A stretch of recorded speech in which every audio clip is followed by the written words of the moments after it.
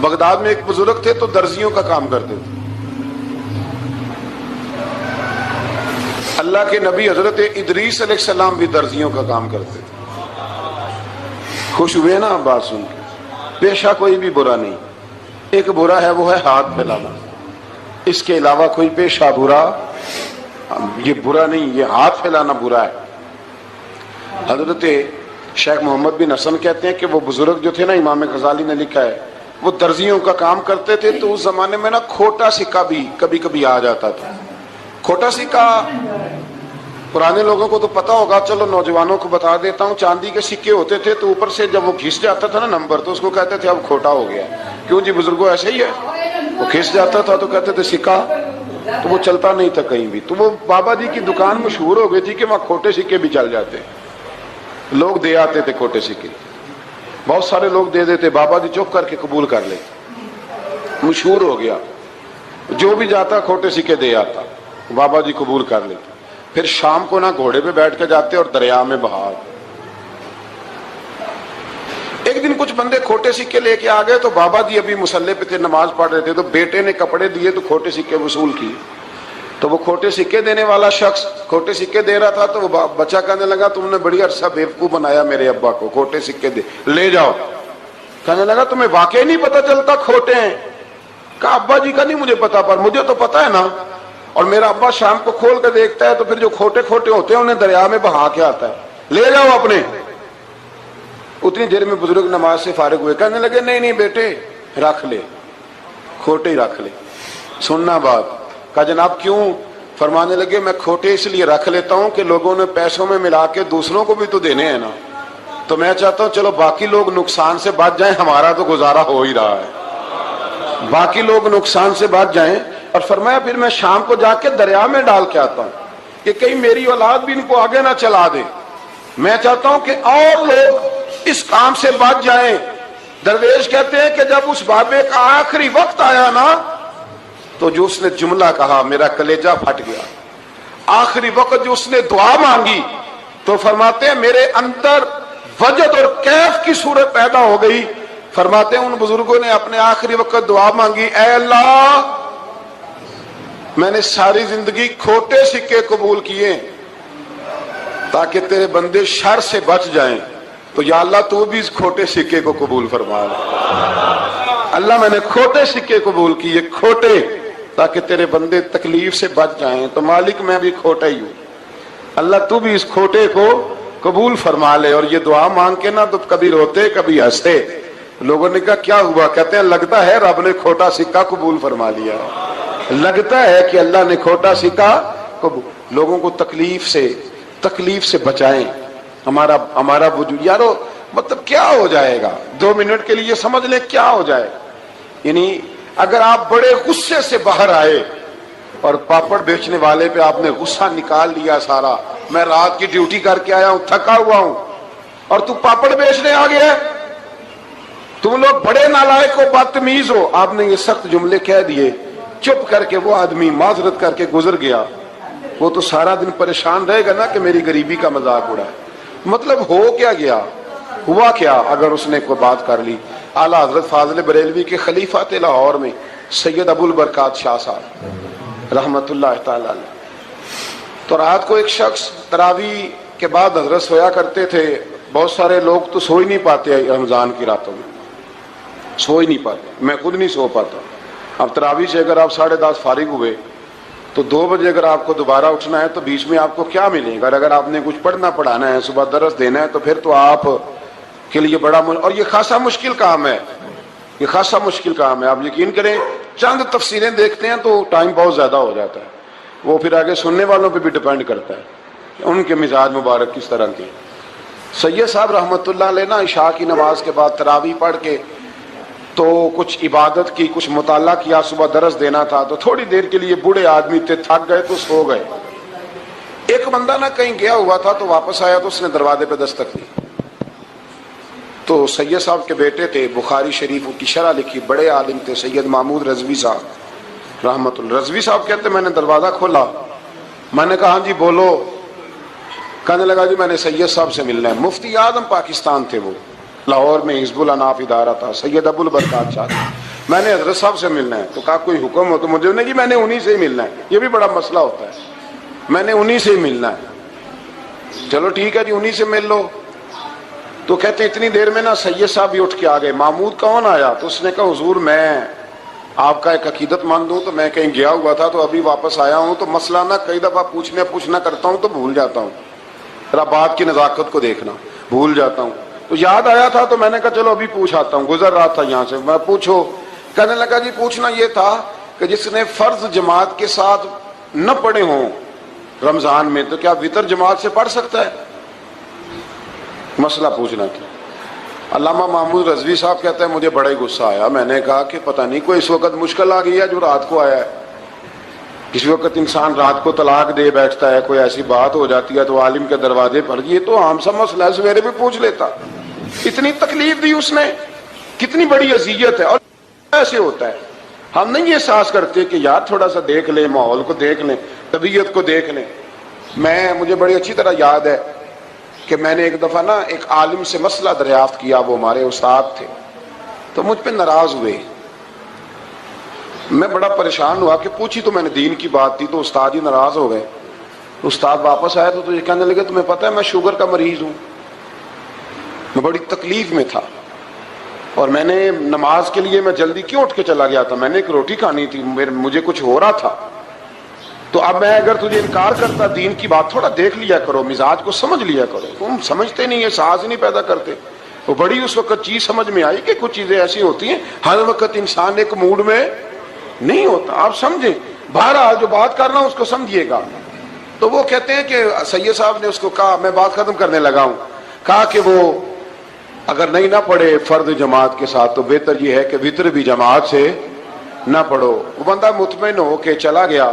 سید صاحب اپنے کمرے میں چلے گئے تو علامہ صاحب کہتے ہیں مجھے بڑا غصہ آیا. میں نے اس کو بلایا, میں نے کہا کہ کیا تیری جان کے مصیبت میں آئی ہوئی تھی؟ اسی وقت ہی مسئلہ پوچھنا تھا, اسی وقت ہی پوچھنا تھا, دن نہیں چڑھنا تھا, یا تجھے حضرت اسرائیل بتا گئے تھے کہ تیری آخری رات ہے؟ کہتے میں نے پورا غصہ نکالا اس پر. میں نے کہا تو بڑا ہی بیوقوف آدمی ہے, بوڑھے آدمی ہیں, اور بڑی مشکل سے نیند آتی ہے, آ ہی گئی تھی تو آ گیا ہے. کہتے میں غصہ کر رہا تھا تو سید صاحب آ گئے, تو آ کے مجھے ڈانٹا, چپ کر, اس طرح کسی کے ساتھ بات کرتے ہیں. پھر اس کو کہنے لگے بھائی معاف کرنا, یہ ابھی بچہ ہے, اسے پتہ نہیں. کہتے ہیں پھر مجھے کمرے میں لے گئے اور بہت بڑا ہی جملہ کہا. اگر آپ اپنا کلیجہ ٹھنڈا کرنا چاہیں نا تو اس طرح بھی کر سکتے ہیں. بہت بڑا جملہ کہا. کہنے لگے معبود مسئلہ تو میں نے بتایا, تمہیں کیا تکلیف ہوئی؟ اور پھر فرمانے لگے شکر کرو اللہ کا, اس دور میں بھی کوئی دین کی بات پوچھتا ہے. شکر کرو اللہ کا, اس دور میں بھی کوئی دین کی بات پوچھتا ہے. شکر کرو اللہ کا, کوئی دین کی بات پوچھتا ہے, ورنہ تو لوگ پوچھتے ہی نہیں.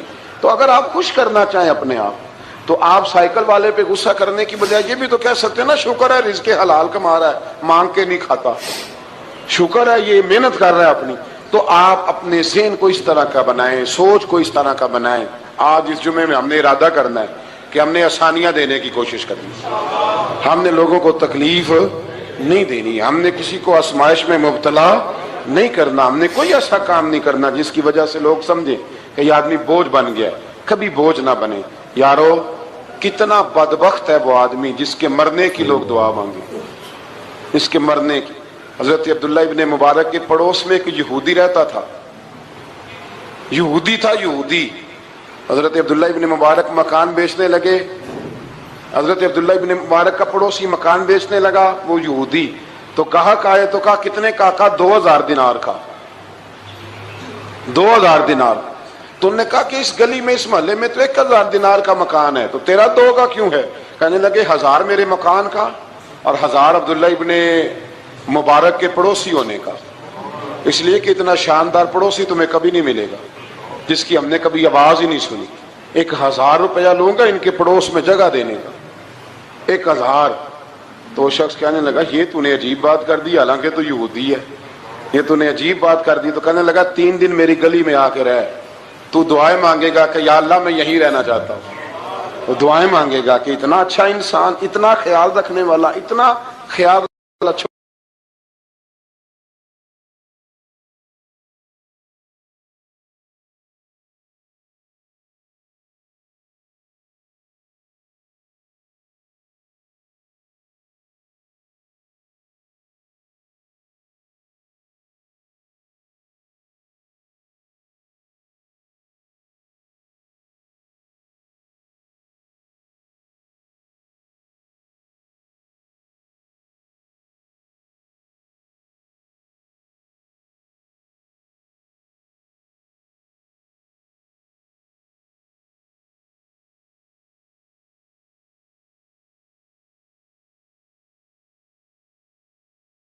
کریں، کسی سے پیار کریں، اور یارو چھوڑو مزدور بن جاتے ہیں۔ شیخ سعدی کہا کرتے تھے جب سے مخدوم بناؤں نا لوگوں سے خدمت کرانے لگاؤں مزہ ہی نہیں آیا۔ مزہ تو تب آیا ہے کبھی نانی کی خدمت، کبھی دادی کی خدمت، کبھی ابا کی خدمت، کبھی اس کی خدمت۔ کہتے ہیں وقت گزرا تو پھر استادوں کی خدمت، پھر اللہ نے موقع دیا تو پھر پیروں کی خدمت، اور کہتے ہیں میرا تو دل کرتا ہے میں مریدوں کی بھی خدمت ہی کروں، میرا تو دل کرتا ہے میں شاگردوں کی بھی خدمت ہی کروں۔ کہتے ہیں جو مزہ خدمت میں آیا ہے وہ خدمت کرانے میں یہ مزہ بھی لینے کی کوشش کریں۔ آج نا مخدوم بڑے ہی بن گئے ہیں، مخدوم بڑے ہی بن گئے، کس کس کی بندہ خدمت کرے؟ تو اس طرح کریں، کچھ خادم بھی تو پیدا ہونے چاہیے نا، کچھ خادم بھی پیدا ہونے چاہیے۔ مہمان خصوصی بڑے ہو گئے ہیں، کوشش ہونی چاہیے کچھ عام سے بھی مہمان بنے، عام سے بھی، جو خاص مہمان نہ ہوں، جن کا ارادہ ہو کہ نہیں ہم نے پیار ہی بانٹنا ہے۔ نمبر 105 میں قرآن مجید کو بتدریج تھوڑا تھوڑا نازل کر کے نازل کرنے کی حکمت یہ بتائی گئی کہ رسول ان پر ٹھہر ٹھہر کے پڑھیں گے، ان کے لیے قرآن کو سمجھنے میں آسانی ہوگی۔ مشرکین مکہ اعتراض کرتے تھے کہ کبھی آپ اللہ کہتے ہیں کبھی رحمان کہتے ہیں، ہم تو رحمان کو نہیں جانتے۔ تو اللہ نے فرمایا رسول کہہ دیجئے کہ معبود برحق کو تم اللہ کہہ کے پکارو یا رحمان کہہ کے پکارو،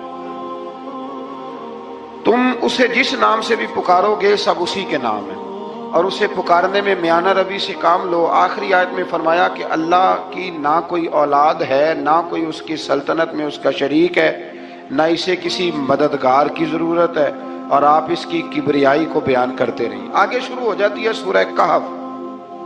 اصحاب کہف کا نام تو سنا نا ماشاءاللہ آپ حضرات۔ پہلے اس کی فضیلت میں ایک حدیث نہ بیان کروں؟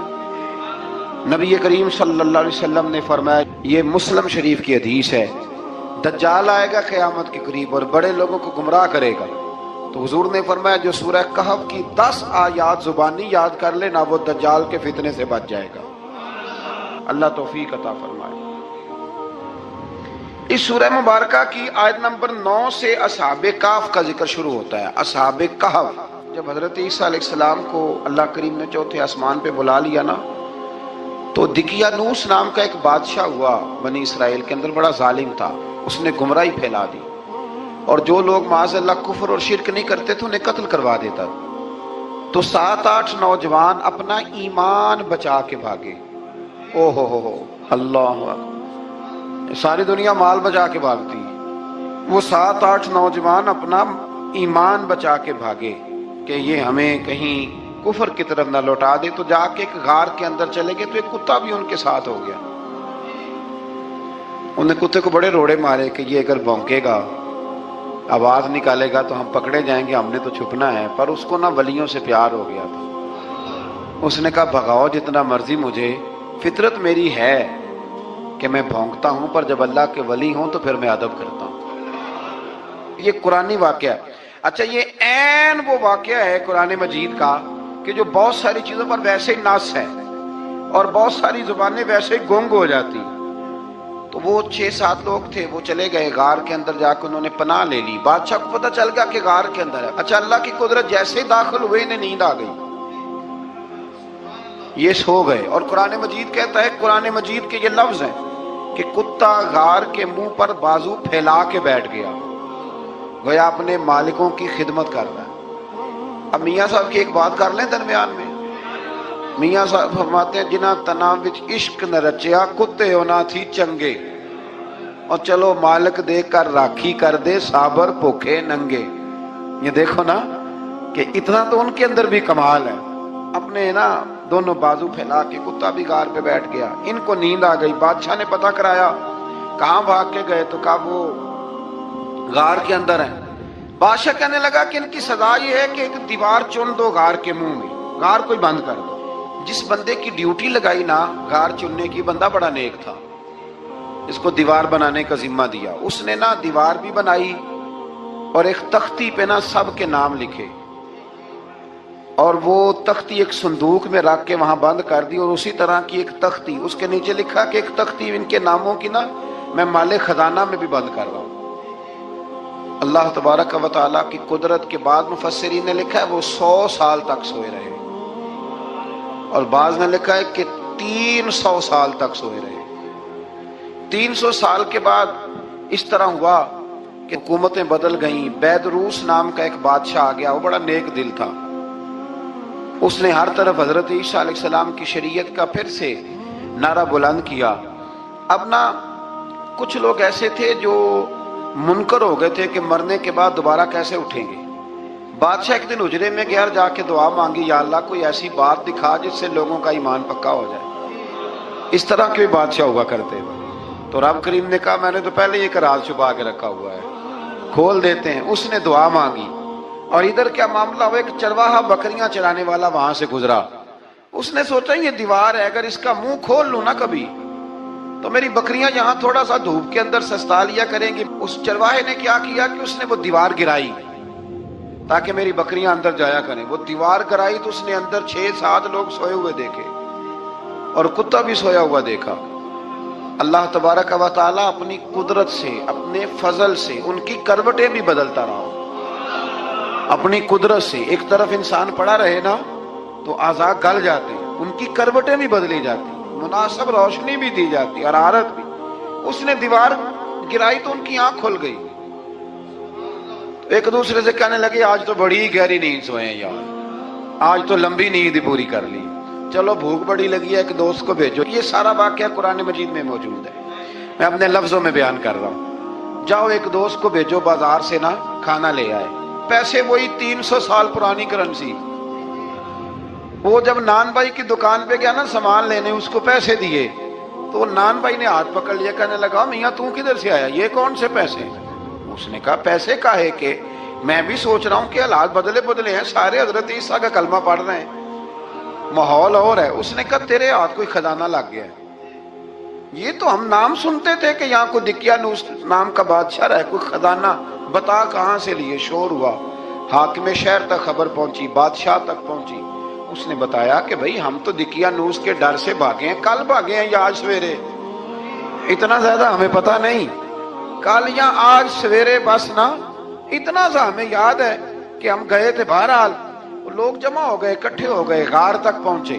اب جو غار کے اندر تھے وہ پتہ کہتے کہتے لگتا ہے ہمارا دوست پکڑا گیا ہے، پکڑا گیا ہے تو اب بندے جمع ہو گئے، وہ اندر ڈر رہے تھے، تسبیح کر رہے تھے، اللہ کو یاد کر رہے تھے۔ ادھر یہ پہنچ گیا، جب ان لوگوں نے یہ جیتا جاگتا رب کے فضل کا نمونہ دیکھا، اور بادشاہ نے کہا کہ یہ کیا ہے، صندوق کھولا تو اس کے اندر وہ تختی لکھی تھی کہ یہ ان کے نام ہے، یہ دقیانوس سے ڈر کے بھاگے ہوئے ہیں، یہاں یہ سو رہے ہیں، اور اسی کی ایک تختی میں نے فلاں جگہ بھی دفن کیا، وہ تختی بھی وہاں سے نکل آئی۔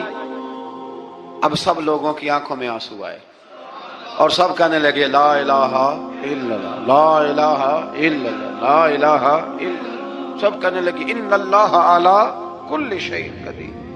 جب ان کی بات پوری ہو گئی، لوگوں کے ایمان پختہ ہو گئے، تو اصحاب کہف کہنے لگے کہ ہمیں اب اجازت ہے، ہم پھر دوبارہ غار میں جاتے ہیں۔ وہ غار میں گئے تو رب نے پھر انہیں موت عطا فرمائی، نیند عطا فرمائی، تحفہ دیا۔ بادشاہ نے پھر اس کے آگے دیوار بنائی، اور وہاں بادشاہ نے ایک مسجد تعمیر کرا دی، لوگ زیارت کرنے جاتے۔ یہ اصحاب کہف کا ذکر ہے۔ اب یہاں ہمارے مفسرین نے لکھا ہے کہ وہ جو کتا تھا نا وہ بھی ساتھ ہی تھا۔ اللہ قیامت والے دن اسے انسانی، یا تو انسانی شکل ملے گی، یا جیسے رب کا فضل ہوگا رب کریم اسے بھی جنت عطا فرمائے گا۔ اس نے تبلیغ کی، دین کی، اس نے کیا کیا؟ تبلیغ کی، نمازیں پڑھی، روزے رکھے، حج کیا، 10 ہوتے صحیح اس کیتا کی۔ اسی آنکھیں نا خدا کے فضل سے ہم پر ہے سایہ غوث اعظم کا، ہمیں دونوں جہاں میں ہے سہارا غوث اعظم کا۔ لوگ پریشان ہو جاتے ہیں، کہتے ہیں کس طرح کی بات کرتے ہو؟ تو میں نے کہا اصل میں تیرا عقیدہ کچا ہے، وہاں تو کتا چلا جائے ولی کے پاس تو رب اسے جنت دے دیتا ہے، تو جیگتا جاتا مومن جائے تو اللہ کیوں فضل نہیں فرماتا؟ اس سے آگے نا پھر آیت نمبر 32 ہے، اس میں اللہ تبارک و تعالیٰ نے 2 لوگوں کا واقعہ بیان کیا ہے۔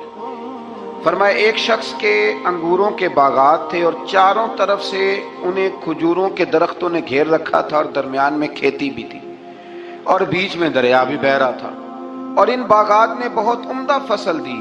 ایک دن یہ شخص اپنے ساتھی سے کہنے لگا میرا مال اور افرادی قوت تم سے زیادہ ہے، مجھے یقین ہے کہ یہ باغ کبھی برباد نہیں ہوگا۔ اول تو مجھے قیامت کا یقین ہی نہیں معاذ اللہ، لیکن اگر قیامت آئی تو مجھے وہاں سے بھی بہتر مال ملے گا۔ اس کے دوسرے ساتھی نے کہا تو اپنی اصل کو بھول گیا ہے اور تو نے اپنے خالق کی ناشکری کی جو کہ وحدہ لا شریک ہے۔ اگر تم نے باغ میں داخل ہوتے وقت ماشاءاللہ لا قوت الا باللہ کہہ دیا ہوتا تو یہ تمہارے حق میں بہتر ہوتا۔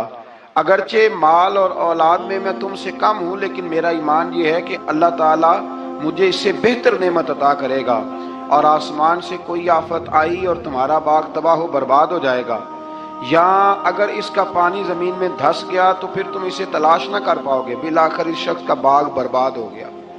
وہ جو کہتا تھا نا مجھے یقین نہیں قیامت نہیں آئے گی، اس کا باغ ہی، اور وہ کف افسوس ملتے ہوئے کہنے لگا کاش میں نے شرک نہ کیا ہوتا، لیکن پھر اس کا کوئی نہ مددگار تھا اور نہ حمایتی۔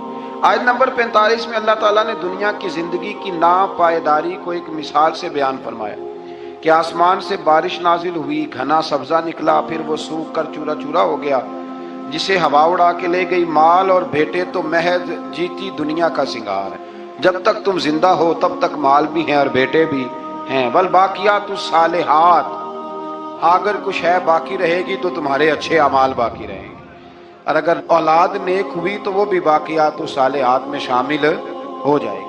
آیت نمبر 47 سے فرمایا کہ قیامت کے دن تمام روئے زمین پر ایک کھلے میدان کی صورت میں ہوگا، سب لوگ صف باندھے رب کے حضور اکیلے حاضر ہوں گے اور اپنے اعمال ناموں کو دیکھ کر خوف زدہ ہوں گے، کہیں گے ہائے افسوس اس اعمال نامے کو کیا ہوا، اس نے نہ کوئی صغیرہ گناہ چھوڑا نہ کبیرہ، مگر سب کو شمار کیا۔ آیت نمبر 50 میں حضرت آدم علیہ السلام کو فرشتوں کے سجدہ، ابلیس کی نافرمانی اور شیطان اور اس کی ذریت کے انسان کے دشمن ہونے کا بیان ہے۔ آگے پھر ذکر شروع ہو جاتا ہے حضرت موسیٰ علیہ السلام اور حضرت خضر علیہ السلام کا۔ یہ لفظ خضر بھی ہے اور خضر بھی ہے، یہ دو تین طریقوں سے پڑھا جاتا ہے۔ حضرت خضر کے بارے میں مختلف روایات ہیں کہ یہ ولی ہیں کہ نبی ہیں، لیکن مضبوط رائے اکثر بزرگوں کی یہی ہے کہ یہ بھی اللہ کے نبی ہیں، اور بعض نے لکھا ہے یہ ہمیشہ سے زندہ ہیں۔ یہ دو اللہ کے نبی حضرت الیاس علیہ السلام اور حضرت خضر علیہ السلام، یہ دونوں ہر سال حج میں بھی جاتے ہیں، ہر سال حج میں بھی جاتے ہیں، کیونکہ ایک روایت ملتی ہے کہ محبوب کریم علیہ السلام حج پہ گئے تو فرمایا میں الیاس اور خضر کو پہاڑوں سے اترتے ہوئے دیکھ رہا ہوں۔ تو جن کو اللہ نے کھلی آنکھیں دی ہوتی ہیں پھر انہیں زیارت بھی ہوتی ہے، انہیں یہ نظر بھی آتے ہیں۔ حضرت خضر علیہ السلام کو اللہ نے علم لدنی عطا فرمایا۔ یہ علم لدنی اللہ جس کو اپنے پاس سے عطا کر دے اس کو علم لدنی کہتے ہیں۔ حضرت موسیٰ علیہ السلام ایک دن تقریر کرتے ہوئے کسی نے پوچھا کہ آپ سب سے بڑے عالم ہیں، فرمایا الحمدللہ۔ تو اللہ کریم نے فرمایا نہیں ہے موسیٰ کلیم آپ سے بڑے بڑے بھی ہیں، بڑے بڑے لوگ ہیں، ہمارے ہاں مسئلہ ہے پا نہ پڑی اور لوگ مناظرہ کرنے آتے ہیں۔ کئی دفعہ لوگ نا مسئلہ بتاتے ہیں تو میں کہتا ہوں جناب آپ نے بتا دیا کہ اب آپ نے حکم کرنا ہے، اب آپ نے حکم کرنا ہے۔ کبھی کبھی کچھ لوگ ایسی باتیں کرتے ہیں وہ جی آپ ایک بندے کا نام لیتے ہیں ذکر کرتے ہیں، تو میں نے کہا چلو ہم نے بھی کہیں کچھ پڑھا ہی ہوگا نا تبھی تو ذکر کرتے ہیں، لیکن جو آتے ہیں نا لوگ وہ مشورہ تمہارے دور میں ہے ہی نہیں، جس نے جو لائن پڑھ لی ہے وہ اس پہ پکا ہو گیا، سارا نہیں نہ پڑھا، سارا پڑھے پھر بات سمجھ میں آتی ہے۔ حضرت موسیٰ کلیم اللہ کے نبی ہیں اور کیا بات ہے ان کی، اور یہ بھی اللہ کا فضل ہوا حضرت موسیٰ نے یہ بات کی تبھی تو ہمیں اتنی شاندار حکمتوں کے پھول ملے، یہ بھی حضرت موسیٰ کا ہی کمال ہے۔ تو حضرت موسیٰ نے کہا کہ اے اللہ وہ جو مجھ سے بڑا ہے عالم ہے وہ کہاں ملے گا جس سے میں حکمت کی بات سیکھوں؟ تو فرمایا جہاں مجمع البحرین ہے نا، دو دریا ملتے ہیں، وہاں وہ ملے گا۔ حضرت موسیٰ کلیم سے اللہ نے فرمایا کہ جاؤ جہاں دو دریا ملیں گے نا وہاں تمہیں وہ شخص ملے گا۔ تو یا اللہ میں کس طرح؟ فرمایا زادرہ ساتھ لے جاؤ، کھانے پینے کا سامان۔ حضرت موسیٰ کلیم لے گئے، مچھلی بھی لے گئے۔ فرمایا یہ مچھلی جہاں تمہارے برتن سے نکل کے دریا میں داخل ہو وہاں دریا میں شگاف پڑ جائے گا، وہاں وہ تمہیں شخص ملے گا۔ حضرت موسیٰ نے اپنے خادم حضرت یوشع بن نون علیہ السلام کو بھی ساتھ لیا۔ یہ بعد میں حضرت موسیٰ علیہ السلام کے جانشین ہوئے۔ یہ دونوں سفر پہ نکل گئے، ایک جگہ پہ پہنچے جہاں پہاڑ تھا، ساتھ دریا بھی تھا، اس کے نیچے آرام کرنے لگے۔ حضرت موسیٰ کلیم سو گئے تو یوشع بن نون علیہ السلام موجود تھے، مچھلی جھٹ سے نکلی، دریا میں داخل ہو گئی، وہاں راستہ بھی بن گیا۔ اب اٹھے حضرت موسیٰ کلیم، جب اٹھے تو فرمایا چلو چلے، تھوڑا آگے جا کے فرمایا بھوک لگ رہی ہے، کھانا تو نکالو۔ انہیں یاد آیا، کہنے لگے حضور مچھلی تو دریا میں چلی گئی تھی۔ فرمایا تو نے بتایا نہیں، وہی تو ہماری منزل تھی جہاں مچھلی دریا میں گئی۔ پھر وہاں سے واپس آئے قدموں کے نشانوں پہ، وہاں پہنچے جہاں مچھلی گئی تھی، تو وہاں ایک شخص لیٹا ہوا تھا چادر لے کے۔ آپ نے سلام لی تو انہوں نے کہا وعلیکم السلام یا موسیٰ کلیم اللہ۔ تو آپ نے فرمایا آپ کون ہیں؟ فرمایا میں وہی ہوں جس کو آپ تلاش کر رہے ہیں۔ تو فرمایا آپ نے مجھے کیسے پہچانا؟ فرمایا جس رب نے تمہیں بھیجا ہے نا، اس نے مجھے بتایا ہے کہ موسیٰ آ رہے ہیں، موسیٰ آ رہے ہیں۔ اب حضرت خضر نے جو کچھ فرمایا وہ بھی بڑا شاندار ہے۔ فرمایا موسیٰ کچھ باتیں ایسی ہیں جن کا آپ کو علم ہے اور مجھے نہیں، اور کچھ ایسی ہیں جن کا مجھے علم ہے اور آپ۔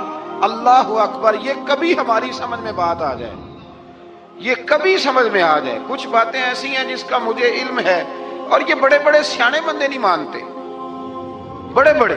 میں عالم ہوں جی، تو آپ عالم ہیں میاں ایک شعبے کے، لیکن بہت سارے دنیا میں شعبے ہیں نا، دین کے عالم کا درجہ سب سے بڑا ہے۔ لیکن قانونی مشاورت کرنی ہے تو آپ وکیل سے کریں گے، گاڑی کے بارے میں پوچھنا ہے تو کسی مکینک سے پوچھیں، لیکن آپ بن کے نہ بیٹھ جائیں۔ فرمایا جس کا آپ کو علم ہے مجھے نہیں، اور جس کا مجھے علم ہے ان میں سے آپ کو نہیں۔ تو کہا میں پھر آپ کے ساتھ رہنا چاہتا ہوں اور میں وہ سیکھنا چاہتا ہوں جو آپ بتا رہے ہیں۔ تو حضرت خضر فرمانے لگے صبر کر لیں گے میرے ساتھ؟ یہ سب سے مشکل کام ہے، یہ سب سے، یعنی ہر بات کی تو یہاں لوگوں کو وضاحت چاہیے۔ کھانسے بھی تو آپ کو بتانا پڑے گا کھانسے کیوں، ہنسے بھی تو آپ کو بتانا پڑے گا ہنسے کیوں۔ بھئی بزرگ ہیں، بزرگوں کی باتوں میں حکمتیں ہوتی ہیں، لیکن ہم حکمت کی طرف جانے کو تیار نہیں ہوتے۔ ہمیں تو فوری طور پہ جواب چاہیے، حل چاہیے۔ حضرت موسیٰ علیہ السلام جناب خضر کے ساتھ چلے، فرمایا صبر کروں گا، میں چلتا ہوں آپ کے ساتھ۔ دریا کے قریب گئے کشتی میں بیٹھنے کے لیے، تو کشتی والوں نے حضرت خضر کو پہچان لیا، بغیر کرائے کے سوار کرایا، اور جب پار اترنے لگے تو حضرت خضر نے کشتی کا ایک تختہ ہی توڑ دیا۔ حضرت موسیٰ کہنے لگے یہ آپ نے کیا کیا؟ انہوں نے نیکی کی، آپ نے تختہ توڑ دیا۔ فرمایا آپ کو کہا تھا نا آپ نے صبر نہیں کرنا، آپ کو کہا تھا نا۔ فرمایا چلو میں صبر کروں گا۔ تھوڑا آگے گئے تو ایک نوجوان لڑکا، ابھی چھوٹی عمر ہے، وہ ملا۔ حضرت سیدنا خضر علیہ السلام نے اسے قتل ہی کر دیا۔ فرمانے لگے آپ نے قتل ہی کر دیا؟ ایک قرآن مجید ہے بھائی، میں کبھی کبھی سوچتا ہوں یہ ہم کسی درویش کی بات سناتے تو بندے اڑ جاتے، فتوے نکلتے کہ نہ نکلتے؟ میرا خیال ہے ہر مسجد سے نکلتے، اور فتوے ایک ایک جتنے مسجد میں نمازی ہوتے سب کے ہاتھوں میں فتوے ہوتے۔ قتل کر دیا، قتل ہی ہو گیا بندہ۔ تو حضرت سیدنا موسیٰ علیہ السلام فرمانے لگے آپ نے قتل ہی کر دیا۔ فرمایا میں نے کہا تھا نا آپ نے صبر نہیں کرنا۔ آپ فرمانے لگے چلو اگر اب میں بولا نا تو بے شک آپ مجھے علیحدہ کر دیجیے گا۔ حضرت موسیٰ کلیم اب بولا تو علیحدہ کر دیا۔ ایک بستی میں داخل ہوئے، بستی کے لوگوں سے پانی مانگا تو انہوں نے پانی بھی نہ دیا، آرام کرنے کو جگہ بھی نہ دی، پر وہاں ایک دیوار گر رہی تھی، حضرت خضر علیہ السلام نے سیدھی کرنی شروع کر دی، ساری دیوار بنائی۔ تو حضرت موسیٰ کہنے لگے کن لوگوں کی خدمت کر رہے ہو جنہوں نے پانی بھی نہیں دیا، انہوں نے پانی تک نہیں پوچھا۔ فرمانے لگے بس بھئی آپ نے وعدہ کیا تھا کہ اب بولیں گے تو بے شک علیحدہ کر دینا، آپ بولیں اب آپ کا اور میرا ساتھ زیادہ نہیں چل سکتا، آپ بولیں۔ جو بول پڑے نا، غلامی کرے تو رستے لمبے چلتے ہیں، اور جو بولے نا جس کو وضاحتیں چاہیے ہو وہ غلام نہیں ہوتا، اس کے ساتھ پھر باتیں لمبی۔ ہاں تو آنکھ بند کر کے چل، ہاں آزم یاتے لائیے ہی نہ تجھے لائیے تھے، پھر آنکھ بند کر کے پیچھے چل کے بات ختم ہو گئی۔ حضرت خضر علیہ السلام نے جب کہا نا کہ اب آپ کا وعدہ ختم ہو گیا، فرمایا میں آپ کو جانے سے پہلے حکمت بتاتا ہوں، یہ وہ علم ہے جو اللہ نے مجھے اپنے پاس سے عطا فرمایا، یہ وہ ہے جو علم لدنی ہے۔ کہا جناب کیا مطلب؟ فرمایا وہ جو میں نے تختہ توڑا تھا نا، تو یہ مسکین بچے ہیں جن کی کشتی تھی، تو دریا کے اس پار بادشاہ کھڑا تھا، وہ جو صحیح صحیح کشتیاں ہوتی تھی قبضے کر لیتا تھا، اور جو تھوڑی سی ٹوٹی پھوٹی ہوتی تھی نا وہ چھوڑ دیا کرتا تھا۔ تو میں نے تھوڑی سی کشتی ان کی اس لیے توڑ دی ہے تاکہ دیکھے گا تو چھوڑ دے گا، اس لیے میں نے بھلا کیا ہے۔ اور فرمایا وہ جو بچہ میں نے قتل کیا نا وہ شروع سے ہی کفر کا دل دادا تھا. اس کے ماں باپ نیک تھے. اگر بڑا ہوتا جوان ہوتا تو ہو سکتا ہے ماں باپ کو بھی کفر میں مبتلا کر دیتا. اب اس کے بدلے اللہ انہیں صالح بیٹا عطا فرمائے گا. تو یہ بھی میں نے اللہ کے دیے ہوئے علم سے کیا. اور فرمایا یہ جو دیوار میں نے نبی ہو کے یا ولی ہو کے مزدوری کر کے دیوار بنائی ہے نا، اللہ اکبر، فرمایا یہ دیوار عام لوگوں کی نہیں، یہ یتیم بچوں کا خزانہ ہے دیوار کے نیچے. یہ گر جاتی تو خزانہ ظاہر ہو جاتا. اور بچائی اس لیے ہے کہ وکان ابوہما صالحا، ان بچوں کا باپ نیک آدمی تھا. ان کا باپ، قاضی ثناء اللہ صاحب پانی پتی فرماتے ہیں ڈائریکٹ باپ نہیں تھا، 7ویں نسل میں جا کے باپ بنتا تھا. سن لیں یہ بھی بات، ایک بندہ نیک ہو تو اس کی 7 نسلوں تک رب خزانوں کی بھی حفاظت فرماتا ہے. اب آپ اندازہ فرمائیں کہ بات کتنی دور تک جاتی ہے. بزرگوں کی باتوں میں نا حکمتیں ہوتی ہیں، دانائیاں ہوتی ہیں. یہ طریقت کے جو لوگ ہوتے ہیں انہیں سبق یہ دیا جاتا ہے کہ آمنا و صدقنا، ماننا ہے اور تصدیق کرنی. ہمارا معاملہ یہ ہے کہ یہاں وضاحت دینی پڑتی. وہ جی وہاں کیا ہوا تھا، وہ جو گاڑی آپ کے پاس ہے تو وہ کہاں سے آئی، تو وہ جو کل آپ نیا جوڑا پہن کے آئے تھے تو وہ کدھر سے آیا. تو جو لوگ وضاحتیں مانگتے ہیں وہ اپنے نہیں ہوتے، ان کا غلامی کا رشتہ نہیں ہوتا. حبیب اور ہوتا ہے، شریک اور ہوتا ہے. شریک وضاحتیں مانگتے ہیں، حبیب محبت کرتے ہیں. ہمارا آج سب سے بڑا المیہ یہ ہے، سب سے بڑا، کہ ہم کسی حکمت کے تحت کوئی بندہ اگر کوئی کام کر رہا ہے تو مجبوری ہے کہ ہمیں وہ حکمت بتائی جائے. ایسا نہ کریں. یہ طریقہ حضرت غوث اعظم رضی اللہ تعالیٰ عنہ، حضور غوث پاک رضی اللہ تعالیٰ عنہ کو ایک شخص ملنے آ گیا. ملا علی قاری نے لکھا ہے، آپ کے ایک مرید نے کہا چل میرے پیر سے ملنے. کہنے لگا میں نہیں جاتا ملنے کسی پیر شیر سے. کہا نہیں آؤ تو صحیح. وہ آیا نا تو اس نے دیکھا کہ 50 گھوڑے عربی نسل کے کھڑے ہیں غوث پاک کے دروازے، موٹے تازے چوڑے عربی نسل کے گھوڑے. اس کے دل میں خیال آیا، کہنے لگا یار سواری کے لیے اگر رکھے ہیں تو ایک بھی کافی تھا، 50 کی کیا ضرورت تھی. اللہ اکبر. اب واقعی 50 کھڑے تھے، مرید کے پاس جواب ہی کوئی نہیں تھا. کہنے لگا یار پتہ مجھے بھی کوئی نہیں، لیکن حضرت صاحب نے رکھے ہیں تو حکمت ضرور کوئی ہوگی، حکمت ضرور کوئی، اس کی کوئی حکمت ہوگی. اللہ اکبر. وہ چلے گئے واپس. وہ روز تنقید کرتا، کیسا تیرا پیر ہے 50 گھوڑے رکھے ہوئے، کیسے تیرا پیر ہے 50 گھوڑے رکھے ہوئے. کچھ دن گزرے تو ملا علی قاری کہتے ہیں وہ اعتراض کرنے والے کے پیٹ میں کوئی تکلیف ہوئی، بغداد کے سب سے بڑے طبیب کے پاس گیا. اس نے کہا تیرا تو جگر تباہ ہو گیا ہے، عربی نسل کا ایک گھوڑا چاہیے، اس کو ذبح کریں گے، اس کا جگر نکالیں گے، اس کی دوائی بنا کے تجھے کھلائیں گے، اور 50 گھوڑے ہوں گے تو بچے گا.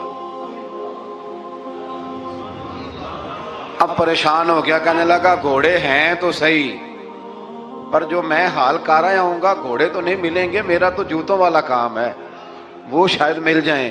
لیکن جب انسان مرنے لگتا ہے تو پھر اس کو ڈوبتے کو تنکے کا سہارا. اپنے دوست کے پاس گیا، کہنے لگا چل تیرے پیر کے پاس چلے. اس نے کہا تجھے نہیں لے کے جانا، تو تنقید کرتا ہے. کہتا ہے ایک دفعہ چاہیے کیا؟ کہا گھوڑے. کہنے لگا تیرے لیے رکھے ہیں کوئی، جا دوڑ جا، میرے حضرت صاحب کی ضرورت کیا ہے. لیکن جب غوث اعظم کی خانقاہ میں داخل ہوئے نا تو حضور غوث اعظم اٹھ کے ملے. اللہ والے دلوں میں باتیں نہیں رکھتے. ماتھا چوما اور فرمانے لگے میاں تو ایک دن نا میری گلی سے گزر رہا تھا تو میری تیرے اوپر نظر پڑی، جو مجھے نظر آیا تو بیمار ہوگا اور تیرا علاج عربی نسل کے 50 گھوڑوں کی وجہ سے ہوگا، تو میں نے تیرے لیے لا کے کھڑے کیے ہوئے ہیں، تیرے لیے ہی کھڑے کیے ہیں. تو نا گھر بھی لے جانے کی ضرورت نہیں، چارہ بھی میرے مرید ہی ڈال دیا کریں گے. تو اس طرح کرنا، روز آنا ایک گھوڑا لے جانا، پھر اگلے دن آنا تو دوسرا. وہ خدا کے بندے تیرے لیے رکھے تھے، تو تنقید کر رہا ہے. اللہ کے بندے پردہ پوش ہوتے ہیں. ہاں شرط یہ ہے کہ وہ بندہ صالح ہو، دیندار ہو. وہ والا پیر نہ ہو جو نماز بھی نہ پڑھے اور گھوڑے 15 رکھے ہوئے ہوں اس نے، وہ والا معاملہ نہ ہو. تو میرے عزیز یہ یاد رکھیں کہ اللہ تبارک و تعالیٰ کا بندہ جب آپ کا روحانی علاج کرتا ہے نا، روحانی علاج سے مطلب جادو ٹونے کا علاج نہیں، روحانی علاج وہ ہوتا ہے کہ میرے گناہوں کا علاج ہوتا ہے، حسد بغض کینہ عداوت یہ نکل جائے. تو وہ کچھ ایسے نسخے بتاتا ہے جو سمجھ میں مرید کی نہیں آتے لیکن وہ ضروری ہوتے ہیں. انہی نسخوں کو استعمال کرنے سے انسان کا فائدہ ہوتا ہے. جی کرنے والے لوگ ہمیشہ کامیاب رہتے ہیں. وہ ماں باپ کے آگے کریں، استاد کے آگے کریں، شیخ کے آگے کریں، اور جن کو وضاحتوں کی ضرورت ہوتی ہے، ہاں ایک شرعی بات ضرور ہے، وہ ضرور سن لیں۔ اگر آپ کو کہیں کچھ شرعی قباحت نظر آئے جو قرآن و سنت سے ٹکراتی ہو تو وہ آپ پر فرض ہے آپ اپنے مرشد سے پوچھیں۔ کتنی بڑی بات کر رہا ہوں، یعنی جو چیز قرآن و سنت سے ٹکرا رہی ہو اس کی وضاحت طلب کرنا ضروری ہوتا ہے، اور جو دین سے نہ ٹکرائے اس پر آپ وضاحتیں پوچھتے ہیں تو پھر اس کا مطلب ہے کہ آپ علاج کرانے میں سنجیدہ نہیں ہیں۔ اللہ تعالیٰ قرآن مجید کو سمجھنے کی توفیق۔ مستی دے وچ عمر گزر گئی، مستی دے وچ عمر گزر گئی، دنیا دے وچ کھو گئے بھلیا، تھک ہار کے سو گئی بھلیا، تھک ہار کے